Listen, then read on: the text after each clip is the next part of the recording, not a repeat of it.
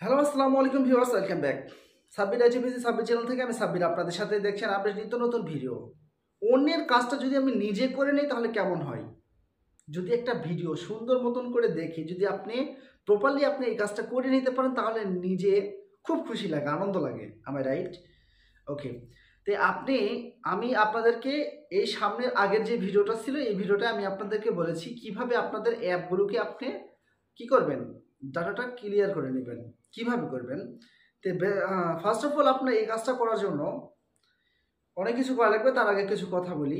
আপনারা যারা নতুন আছেন তারা অবশ্যই আমাদের এই চ্যানেলটা সাবস্ক্রাইব করে আমাদের সাথে থাকুন, কারণ সাব্বির আইটিপিসি আপনাদের সাথেই দেখছেন আপনি তো নতুন ভিডিও। কারণ আমাদের যে ভিডিওগুলো আমি ছাড়বো সেটি সবার আগে আপনাকে আপনার কাছে পৌঁছে দেওয়ার জন্য, কিংবা আপনি এই ভিডিওগুলো উপভোগ করেন, কিংবা আপনি এই ভিডিওগুলো দেখে দেখে নিজে কিছু জ্ঞান অর্জন করুন। তো অনেক সময় আমাদের সমস্যা হয়ে থাকে, যেমন অনেক সময় কিছু অ্যাপ ভারী হয়ে যায় কিংবা বিভিন্ন রকম সমস্যা হয়, যখন দেখা যাচ্ছে ওই অ্যাপটা যখন, কিংবা অনেক অ্যাপ আছে যেমন কাজ করে না, যে এই অ্যাপটাকে আপনি যখন, অনেক সময় আমরা এটাকে আনইনস্টল করে দিই। আনইনস্টল করে দেওয়া তো সমাধান না। আসলে এই অ্যাপটাতে অনেক কিছু আপনার রেকমেন্ডেশন থাকে, ঠিক আছে? তো এখন এটাকে আপনি আপনি আনইনস্টল করলেও ঠিক যে কোয়ালিফিকেশনের হবে, ঠিক ডাটাটা ক্লিয়ার করে নিলেও আপনার ঠিক একই রেজুলেশনের হবে। এখান থেকে এমবিটা আপনি জাস্ট এটাকে কতদিন থেকে চালাচ্ছেন কিংবা কতদিন কি করছেন সব কিছু এখানে স্ট্রংয়ে সেভ করা আছে, ঠিক আছে? তো এখান থেকে আপনি কিভাবে ডাটাটা ক্লিয়ার করবেন সেটা থাকছে আমার এই ভিডিওতে। তো চলুন দেখে নেওয়া যাক কিভাবে আপনি একটা সফটওয়্যারের ডাটা ক্লিয়ার করে নেবেন, কিভাবে শুরু থেকে নিয়ে শেষ পর্যন্ত দেখাবো। ওকে ভিউয়ার্স, সবাই ভালো থাকবেন, সুস্থ থাকবেন। তো ওকে গাইজ, তো চলুন দেখে নাও যাক এই কাজটা আপনি কীভাবে করবেন। এখান থেকে ডাইরেক্ট আপনার ফোনের ক্রোম ব্রাউজারে চলে যাবেন। এই যে দেখতে পাচ্ছেন আপনার নিচের দিকে ক্রোম ব্রাউজার, আমি আপনাদেরকে মার্ক করে দেখে দিচ্ছি।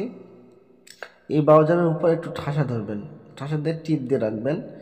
দেখতে পাচ্ছেন এখানে অনেকগুলো অপশান আছে, যেমন remove, app info, edit home, তারপর হচ্ছে নিউ ইন্ডিগো ট্যাব, তারপর নিউ ট্যাব। আপনি চাইলে নিউ ট্যাবগুলো নিয়ে নিতে পারবেন। তো আপনি এখান থেকে ডাটা ক্লিয়ার করবেন কিভাবে?